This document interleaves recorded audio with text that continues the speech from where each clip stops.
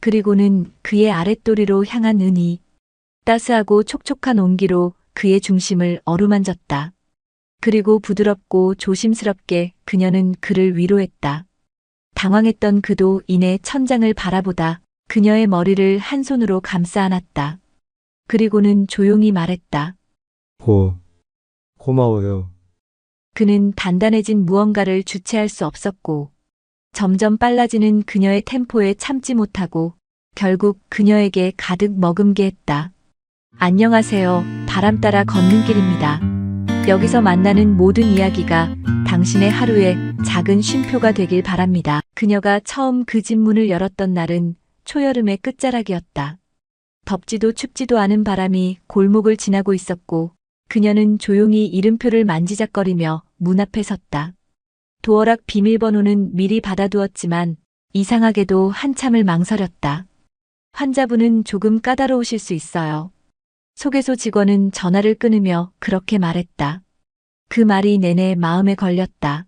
문이 열리고 안으로 들어섰을 때 현관 너머로 보인 건 생각보다 넓고 정돈된 거실이었다.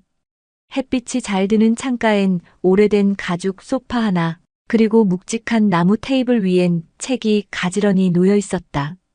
그가 모습을 드러낸 건 그녀가 실내화로 갈아 신는 사이였다. 간병인분이세요? 중저음의 목소리. 그리고 그녀는 그를 보고 잠시 멈칫했다. 생각보다 젊었다. 아니, 젊어 보였다. 회색 티셔츠에 검은 슬랙스, 머리는 단정했고 눈빛은 조금 지쳐 있었다. 배우처럼 생겼다는 말이 괜히 나온 건 아니었다. 네, 오늘부터 함께 하게 됐습니다. 조지현이라고 해요. 그녀가 조심스럽게 인사하자 그는 고개를 한번 끄덕였다. 심재욱입니다. 많이 도와달라고 하진 않을게요. 그 말에 그녀는 살짝 웃었다. 처음엔 다들 그렇게 말하지. 간병인의 하루는 침대 시트 갈기, 약 챙기기, 식사 준비로 시작된다. 하지만 그날 그녀는 아침도 점심도 챙기지 못했다. 그는 하루 종일 아무것도 먹지 않았다. 입맛이 없으세요? 그녀가 묻자 그는 창밖을 보며 대답했다. 누군가에게 입맛이 있다는 게 얼마나 고마운 일인지 아세요? 그 말에 그녀는 아무 말도 할 수 없었다. 다만 그를 바라봤다. 기묘하게 단정한 얼굴과 외로워 보이는 어깨를. 그날 밤 그녀는 그의 집을 나서며 생각했다. 이 사람 이상하게 신경 쓰이네. 조지현은 이틀째 되는 날 아침 예정보다 조금 일찍 도착했다. 현관 앞에 섰을 때 이미 커튼 사이로 불빛이 새어나오고 있었다. 일찍 일어나셨네. 그녀는 조용히 비밀번호를 눌러 문을 열었다. 안녕하세요. 그녀의 목소리에 그는 책상 앞에서 고개를 돌렸다. 밤을 꼬박 세운 듯 티셔츠는 구겨져 있었고 눈가는 다소 붓기가 있었다. 밤새 못 주무셨어요? 지연이 조심스럽게 물었지만 그는 어깨만 한번 으쓱했다. 이 나이에 밤이 길게 느껴지는 건 살아있다는 뜻이겠죠. 그의 말엔 진심인지 농담인지 모를 씁쓸한 여운이 있었다. 아침은 소고기 미역국과 잡곡밥을 준비했다. 첫날보다 차려진 식사가 많아진 걸 보며 그가 물었다. 원래 이렇게 정성스레 준비하시나요? 식사라도 따뜻하게 드셔야 하루가 좀 덜 외롭잖아요. 지연의 말에 그는 잠시 조용히 웃었다. 그러곤 조심스레 밥을 한 숟갈 떴다. 그녀는 그가 젓가락을 드는 걸 처음 봤다. 식사를 하는 그의 모습은 묘하게 고요했다. 음식을 맛있게 먹는다기보다 조용히 견뎌낸다는 느낌이었다. 전 아픈 게 오래됐어요. 식사를 마친 그가 말했다. 병은 고쳐졌는데 마음이 같이 낫진 않더라고요. 지연은 물었다. 어떤 병이셨어요? 그는 한참 뜸을 들이다 대답했다. 심장입니다. 큰 수술은 아니었는데 문제는 그 이유죠. 그 말엔 무게가 있었다. 지연은 더 묻지 않았다. 대신 따뜻한 차를 내어왔다. 그날 오후 그는 소파에 앉아 창밖을 오래도록 바라봤다. 지연은 조용히 빨래를 개고 창가에 걸린 커튼을 손질하며 그 곁을 스쳐 지나갔다. 그는 말했다. 간병인님, 혹시 나이 여쭤봐도 실례가 될까요? 지연은 고개를 끄덕였다. 45이에요. 그는 의외라는 표정을 지으며 웃었다. 30줄이신 줄 알았어요. 참 동안이시네요. 지연은 살짝 웃고는 말했다. 그 말 많이 들어요. 그 웃음은 짧았지만 오래 남았다. 그녀가 현관을 나설 때 그는 처음으로 배웅을 나왔다. 내일 뵐게요. 그녀가 말하자 그는 조용히 말했다. 내일이 기다려지긴 오랜만이네요. 그 집은 이상하게 조용한 냄새가 났다. 벽지에 묻은 햇빛 자국, 책장에 켜켜이 쌓인 먼지, 그리고 열지 않은 피아노 뚜껑. 조지연은 어느새 집안의 패턴을 익혀가고 있었다. 그의 물컵은 항상 식탁 오른쪽, 약은 오전 10시에, 오후엔 6시에, 그리고 오후 4시면 늘 창가에 앉아 있었다. 그는 창밖을 오래도록 바라봤다. 말없이 묘한 표정으로. 그 표정엔 그리움도 없고 미련도 없었다. 그저 오래된 풍경을 마주한 듯한 고요함만 있었다. 이 동네는 참 조용하네요. 지연이 커튼을 들추며 말했다. 그는 천천히 고개를 끄덕였다. 내가 젊었을 땐 이 주변이 논밭이었어요. 요즘은 이렇게 조용한 동네가 귀하죠. 그의 과거가 궁금해졌다. 그는 지금 누구이며 무엇을 지나왔는지, 그가 머무는 이 고요함은 어떤 이야기의 끝인지. 대표님은 아니, 죄송해요. 뭐라고 불러야 하죠? 지연의 질문에 그는 웃으며 말했다. 대표였던 시절은 지났어요. 지금은 그냥 심도연입니다. 그럼 도연 씨라고 부를게요. 그는 잠시 당황한 듯 했지만 이내 미소 지었다. 그렇게 불러주는 사람 참 오랜만이네요. 그날 저녁 지연은 냉장고 안에 오래된 사과와 채소를 꺼내 죽을 끓였다. 식사 후 그는 그녀에게 물었다. 왜 간병인을 하시나요? 질문이 조심스러웠지만 진심이 담겨 있었다. 지연은 망설이다가 말했다. 아이를 혼자 키웠어요. 병원비가 많았고 경력 단절도 길었고 간병은 힘들지만 사람을 지키는 일이니까. 어느 순간엔 제 자신도 돌보고 있는 기분이 들더라고요. 그는 말없이 고개를 끄덕였다. 그리고 아주 작게 중얼거렸다. 사람을 지킨다는 거 좋은 말이네요. 그 밤 지연이 집을 나서려 하자 그는 문 앞까지 따라 나왔다. 내일 오실 수 있죠? 그럼요. 전 여기 일하는 사람이니까요. 그는 그녀를 바라보다 문득 말했다. 일이 아니어도 좋을 텐데요. 지연은 순간 말을 잃었다. 하지만 아무 말도 하지 않고 조용히 고개를 숙여 인사했다. 그리고 문을 나서며 혼잣말처럼 중얼거렸다. 이상한 집이야. 그런데 싫지 않네. 그날 밤 은희는 평소보다 조금 늦게 퇴근하게 되었다. 병원에서 간단한 교육 일정이 있었고 지친 몸으로 들어선 낯선 집은 조용했다. 현관을 지나 거실로 들어서니 거기 그가 앉아 있었다. 창밖을 보고 있던 그의 옆모습은 그날따라 더 선명하게 다가왔다. 늦으셨네요. 그는 먼저 말을 걸었다. 그 목소리에 은희는 순간 자신의 긴 하루가 녹아내리는 듯한 감각을 느꼈다. 죄송해요. 일정이 좀 길어져서요. 은희는 재빨리 손을 씻고 식사를 준비했다. 그런데 오늘은 그가 먼저 말을 이었다. 간병인이라는 게 생각보다 마음을 많이 쓰게 되는 일이죠. 그 말에 은희는 멈칫했다. 그녀는 늘 그저 돌보는 사람으로 존재해왔지만 그가 처음으로 자신의 감정을 들여다보는 듯한 질문을 한 것이었다. 맞아요. 그냥 몸만 챙기면 될 줄 알았는데 자꾸 마음이 따라가네요. 그는 웃으며 고개를 끄덕였다. 당신이 오고 나서 이 집이 좀 덜 조용해졌어요. 그게 나쁘진 않네요. 그 말에 은희도 모르게 웃음이 새어나왔다. 그리고 잠시 후 그는 자신이 좋아하는 클래식 음악을 조용히 틀었다. 피아노 선율이 흐르고 은희는 그 옆 소파에 살짝 앉았다. 그날 밤은 아무 말 없이 단지 조용히 같은 공간에서 숨을 쉬는 것만으로도 충분했던 밤이었다. 은희는 그날 이후로 하루 중 가장 기다려지는 순간이 생겼다. 그와 함께 저녁을 먹고 잠시 음악을 듣고 말없이 머무는 시간이 점점 길어지고 있었다. 그는 말수가 많진 않았지만 그가 건네는 짧은 한마디 한마디가 이상하게 오래 마음에 남았다. 오늘은 어떤 하루였어요? 그의 질문은 늘 사소했고 늘 따뜻했다. 은희는 그런 그에게 조금씩 자신의 얘기를 꺼내기 시작했다. 혼자 아이를 키운 이야기, 힘든 시절을 웃으며 넘겼던 순간들, 그리고 이 일을 하게 된 이유까지. 난 그냥 누군가에게 도움이 되는 게 좋더라고요. 나도 누군가에게 기대고 싶다는 생각은 가끔 하지만 그건 욕심일까봐. 그는 조용히 은희를 바라보다가 물컵을 건네며 말했다. 그건 욕심이 아니라 사람으로서 너무 당연한 감정이에요. 그 말에 은희는 순간 울컥했다.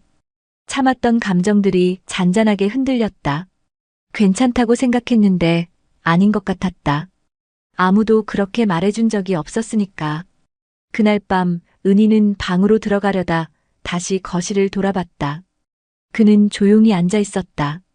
자신이 쳐다보고 있는 걸 알고 있었는지 가만히 눈을 마주쳤다. 그는 말없이 천천히 고개를 끄덕였다. 괜찮아요라는 듯한 눈빛이었다. 그 순간 은희는 알았다. 자신의 마음이 그를 향하고 있다는 걸, 그리고 그도 그 마음을 알고 있다는 걸. 그날 밤 은희는 평소보다 오래 머물렀다.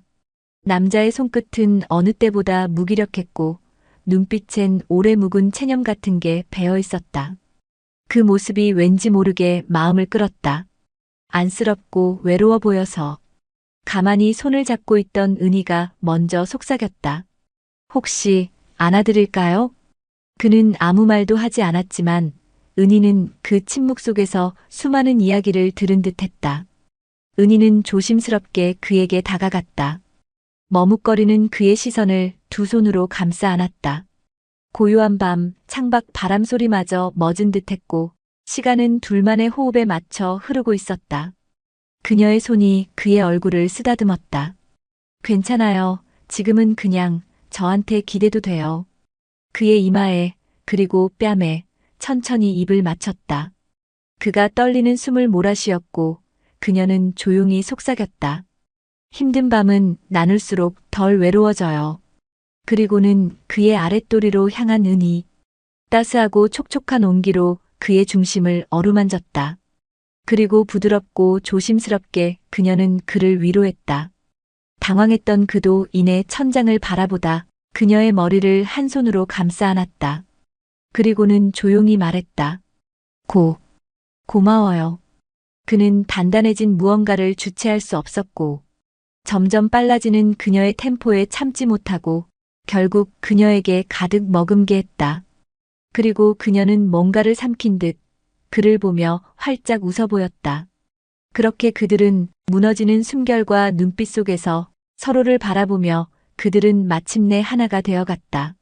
무거웠던 외로움도 삶의 끝자락에 걸린 고요도 그 순간만큼은 조금 덜 날카로웠다.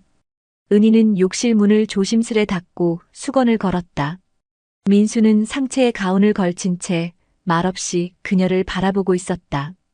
그 시선엔 어쩌면 체념 같은 것과 희미한 설렘이 함께 엉켜 있었다. 조금만 몸을 앞으로 숙여보세요. 그녀의 손끝이 조심스레 그의 등을 타고 내려갔다. 따뜻한 물이 바닥에 떨어지는 소리 사이로 민수는 눈을 감았다.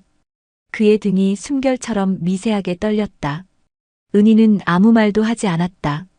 수건으로 천천히 그의 목덜미를 닦고 물기를 털어내며 말없이 손길을 옮겼다. 이런 걸 누가 다시 해줄 줄은 몰랐네요. 민수가 낮게 말했다. 그의 목소리는 물에 젖은 나무처럼 갈라져 있었다. 은희는 잠시 멈칫했지만 다시 손을 움직였다. 전에도 누군가 해준 적 있단 얘긴가요? 민수는 대답 대신 가볍게 웃었다. 그리고 그녀를 향해 몸을 돌렸다. 둘 사이의 공간엔 아직 수증기가 가득했지만 그 안에서 은희는 처음으로 그와 눈을 마주쳤다. 잠시 시간이 멈춘 듯한 정적. 그리고 은희는 그가 외롭다는 걸 더 이상 모른 척할 수 없었다. 물이 반쯤 찬 욕조 안 그녀는 모든 걸 한 겹 한 겹 바닥에 내려놓고 그의 위로 서서히 걸어 들어갔다. 그리고 욕실안 가득 찬 수증기. 그의 몸은 생각보다 일찍 반응했다. 그녀는 그의 목을 두 손으로 감싸 안은 채 서서히 허리를 움직였다. 처음 듣는 그의 깊은 숨소리. 그녀는 그 어느 때보다 깊게 그리고 빠르지 않게 쉬지 않고 움직였다. 마침내 새어나오는 은희의 숨소리와 떨림. 그들은 그렇게 하나가 되었다. 그날 밤 욕실 안수증기처럼 두 사람 사이에 쌓였던 거리도 조금씩 희미해졌다. 은희는 물기를 닦아준 후 가운을 입혀주고는 살짝 젖은 머리칼을 수건으로 눌러주듯 닦아주었다. 민수는 그 손길을 가만히 받고 있었다. 마치 그 어떤 말보다 따뜻한 위로처럼. 사람 손이 이렇게 따뜻했나 싶네요. 민수의 말에 은희는 잠시 고개를 떨궜다. 그 순간 괜히 눈물이 날까봐. 그날 밤 그녀는 침대 옆 간이 침대 대신 민수의 방 안 소파에 앉아 조용히 그와 같은 공간에서 한참을 깨어 있었다. 서로에게 다가가고 있다는 걸 그 누구보다 자신들이 먼저 알고 있었기에.